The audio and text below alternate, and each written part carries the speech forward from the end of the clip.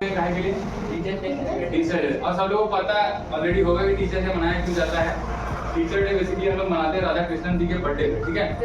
अब ठीक है, ऐसे ही सर्वपल्ली जो थे एक शिक्षक थे, वो शिक्षक कहने का शिक्षक में सबसे टीचर में सबसे ऊपर का कौन होता है, सबसे बड़ा टीचर कौन होता है? प्रोफेसर, ठीक है। हाँ तो है, सबसे बड़ा टीचर होता है प्रोफेसर होता है, मतलब उसके नीचे सारे टीचर होते हैं। और प्रोफेसर लोग होता है कॉलेज वगैरह। अब उसको मतलब प्रोफेसर बनने का भी प्रोसेस बहुत सारा है। सबसे पहले मास्टर डिग्री से पहले 3 साल का ग्रेजुएशन आपको करना पड़ेगा, वो बीए हो, बीकॉम हो, बीटेक हो या फिर बीएससी हो, ठीक है। 3 साल का आपको डिग्री लेना पड़ेगा, उसके बाद मास्टर डिग्री, उसके बाद एक एग्जाम था नेट, नेशनल एलिजिबिलिटी टेस्ट। उसको जब क्वालिफाई करेंगे तो आपका आयोग से हो सकता है लेक्चररशिप पे प्रोफेसर आप बन सकते हैं, जो कि टीचर में सबसे ऊपर का रैंक होता है। 1 ग्रेड का नौकरी, सैलरी लगभग मान के चलिए 1 लाख से स्टार्टिंग होता है, ठीक है। अब वो बढ़ते जाएगा 1.5 लाख 2 लाख, रिटायर होते होते आपको लगभग 1-1.5 करोड़ रुपया मिल जाएगा। लेकिन हाँ, उतना आसान नहीं है। हम लोग सुनते हैं 1 करोड़ 2 करोड़, तो ऐसा लगता है 7 करोड़ मिल जाए तो राजा हो जाए, लेकिन सर पॉसिबल नहीं है वो बनने के लिए। अब तो अभी के टाइम में जनरल ओबीसी ये सब के लिए नौकरी जो है बहुत ही कठिन हो गया है, इसलिए कंपटीशन ज़्यादा है। हम लोग पढ़ते पढ़ते कुछ नहीं, खाली सपना देखते हैं। और एक चीज़, सर्वपल्ली राधाकृष्णन लगभग 40 साल तक टीचिंग की है, ठीक है। 40 साल तक वो पढ़ाए बच्चों को। इस दौरान उन्होंने कई यूनिवर्सिटी में, जैसे कलकत्ता यूनिवर्सिटी हो गया, मद्रास हो गया, और भी बहुत सारी यूनिवर्सिटी, यहाँ तक कि राजदूत समझते हो? राजदूत मतलब होता है नहीं, जैसे कि हर देश के राजदूत बनाया जाता है, जैसे अमेरिका का राजदूत हर देश के बॉर्डर पे है, ठीक है। ऐसे ही भारत के राजदूत के तौर पे संयुक्त राज्य, और ये भारत के जो है दूसरे राष्ट्रपति बने, और पहले उपराष्ट्रपति भी बने। और देखो भारत का सबसे उच्च नागरिक कौन होता है? राष्ट्रपति होता है। राष्ट्रपति डिसीजन तो नहीं लेता है, लेकिन राष्ट्रपति के आदेश अनुसार ही प्रधानमंत्री सब काम करता है। हमारे देश में प्रधानमंत्री सबसे ऊपर होता है, लेकिन उससे ऊपर राष्ट्रपति होता है, और प्रधानमंत्री सब काम करेगा लेकिन राष्ट्रपति की अनुमति के अनुसार। लेकिन दूसरा देश ऐसा नहीं है। जैसे देख लो एग्जाम्पल के लिए रूस का पुतिन जो है, अब पुतिन जो बोलेगा वही सेना करेगी, वही सब कुछ करेगा। वो किसी से पूछने नहीं जाएगा कि हमको उस पर हमला करना है, करने का मन तो करेगा। सी जिनपिंग देख लो, चाइना का राष्ट्रपति, उसको अगर कुछ करना है तो किसी से पूछेगा नहीं, क्योंकि वहाँ पे कम्युनिस्ट पार्टी चलती है। कम्युनिस्ट पार्टी का मतलब होता है वो लोग खुद पे डिपेंड है, किसी के ऊपर डिपेंड नहीं, ठीक है। तो इस प्रकार राधाकृष्णन ने बहुत सारा योगदान दिया। और एक बार ऐसा अंतरी कहानी ऐसा है कि जैसे तुम लोग आए, तुम लोग आज मेरा बर्थडे, ठीक है, तो कुछ मिले और तुम लोग आए और बोले कि सर आपका बर्थडे मनाएं। वैसे राधाकृष्णन बैठे थे, सारे बच्चे आए, बोले सर आपका, और दिन उनका बर्थडे भी था, 5 सितंबर उनका बर्थडे था। बच्चे लोग गए वहाँ पे और बोले कि हम सर आपका बर्थडे मनाएंगे। तो बोले कि बर्थडे मनाना तो है, ठीक है, लेकिन हम चाहते हैं कि आज के दिन टीचर डे मनाया जाए। सभी जितने भी दुनिया में शिक्षक हैं उनके योगदान के लिए एक मतलब इंटरनेशनल तौर पर एक टीचर डे मनाया जाए, जिससे सारे बच्चों के एक प्रेरणा भी मिले।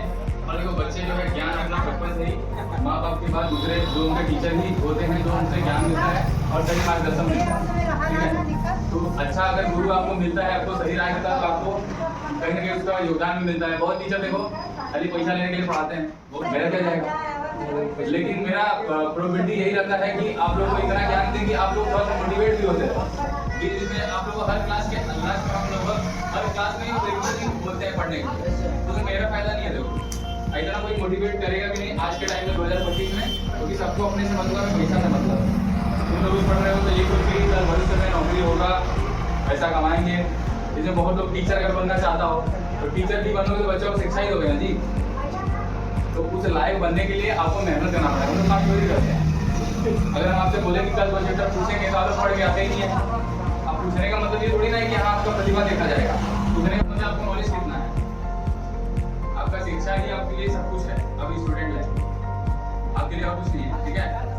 तो आप मन से पढ़िए और आगे अपने भविष्य में आगे बढ़ते रहिए। आपका जो भी गोल है, जो भी लक्ष्य है, उसके प्राप्ति के लिए जो आपका तैयारी है, किसी को डॉक्टर बनना है, इंजीनियर बनना है, टीचर बनना है, या और किसी फील्ड में जाना है, तो उस हिसाब से तैयारी करें अभी से। भविष्य का इंतजार ना करेंगे अरे अभी तो बहुत टाइम हो तो बैठल रहा, आधे में हाथ रखिए। कंपटीशन तो रोज बढ़ रहा है, हर एक दिन कंपटीशन का लेवल जो बढ़ रहा है जी। पहले तुम्हारा, और सबसे दूसरी बात इंपॉर्टेंट लास्ट बात बता रहे हैं, अपने लाइफ में आप लोगों का जो भी गोल है, आपको जो भी कुछ करना है, 12th के बाद जो भी कुछ करना है, किसी को बताइए मत, पहले अपने माँ बाप को छोड़ो। क्योंकि आप लोग क्या करते हैं, ढिंडोरा पीट देते हैं सबको, हमको ये करना है वो करना है, अल्लाह का सब अगर कुछ नहीं हुआ तो वही काम हटेगा। अरे वो करेंगे, वो करेंगे, यार कुछ करेंगे। इसलिए निडोरा मत छूटिए, आपका जो लक्ष्य है वो करते रहिए और उसके प्रति आगे बढ़िए और मन लगन से पूरा लग जाइए। अभी से सबको बोल रहे हैं, यहाँ जितने लोग बैठे हो, छोटे बच्चे से लेकर बड़े बच्चों तक, आपके भविष्य का निर्माण आप लोग खुद कर सकते हैं। मेरा काम है पढ़ाना, आप लोगों का काम है ज़्यादा से ज़्यादा क्वेश्चन बनाना, पढ़ना, जो प्रॉब्लम है आपको उनको बताएंगे। स्कूल में देखो हम बता दें, स्कूल में सिर्फ आपको 10% बताएगा, 10% कोचिंग में, 80% आप लोगों को खुद से पढ़ना पड़ेगा। और जितने भी दुनिया में टॉपर हुए हैं, जितने लोग पढ़ते हैं, सब लोग अपने से ही पढ़ते हैं। कोई अगर ऐसा सोच के दिमाग में बैठा है यहाँ पे कि सारे सब कुछ हमारा टीचर कर देगा, तो पॉसिबल नहीं है। हम तुमको बताएंगे एक सवाल जो उस पैटर्न पे सवाल हो, और तुम बोलते नहीं था पूरा एक्सरसाइज बनवा दीजिए, तो बनवा देंगे, उसमें तुम्हारा फायदा क्या होगा? नहीं होगा। इसलिए आप लोग एक क्वेश्चन के बाद दूसरा क्वेश्चन अपने से ट्राई करिए, जब नहीं आया तब पूछिए। आप कुछ लोग देखो एकदम सोचिए भाई हमसे बनेगा ही नहीं, इतना कठिन है कि बनेगा, एक बार ट्राई तो करो। 10 तक हम बताते हैं, आप लोग को बार बार एग्जाम्पल अपना खुद कर देते हैं, 10 तक हम एकदम फोकस थे, मतलब सन्नाटा, मुझे बुझाइया नहीं देता था। गणित का लेके किताब बैठे तो लगता था कि दिन में चांद दिखाई दे रहा है, पढ़ाई लगता था छोड़ दें। और कभी उम्मीद नहीं किए थे कि 10 के बाद हम गणित लेके पढ़ेंगे, क्योंकि गणित हमको बहुत कठिन लगता था। अब देखो वही उसी का उल्टा हो गया, 10 तो छोड़ो, एमएससी में भी गणित ले लिया। उसका रीजन ये नहीं था कि हमको सब उठा लेने का, बस इंटरेस्ट जगह है कि नहीं पढ़ना है। बीएससी किए 3 साल मैथ्स है, अब हम लोग एक नॉर्मल एक मैथ की किताब इतना पतला देख के लगता है यार कितना है।